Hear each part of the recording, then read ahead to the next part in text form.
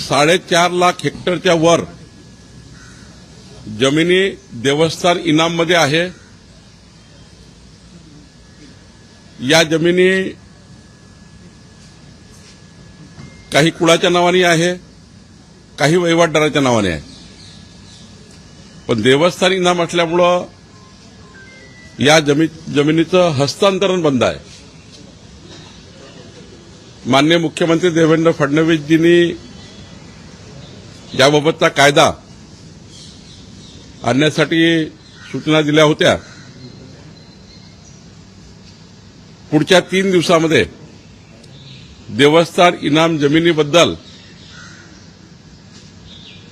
कायदा आम्ही पब्लिक डोमेनला टाकणार आहे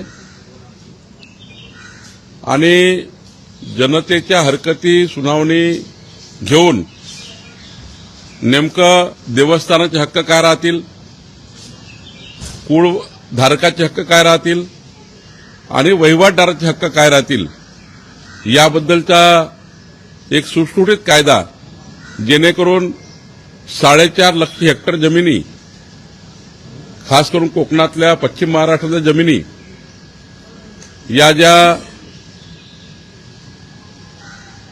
हस्तांतरित होत नाहीये किंवा त्याबद्दलचे संपूर्ण विकास कामे अडलेली आहेत किंवा शेतकऱ्याला त्यांच्या जमिनीमध्ये काहीच करता येत नाही, त्यामुळे मला असं वाटतं हा कायदा महत्वाचा आहे। 1 महिन्यात ज्या काही हरकती सूचना येतील त्यावर अंतिम कायदा आम्ही जुलैच्या अधिवेशनामध्ये आणणार आहोत।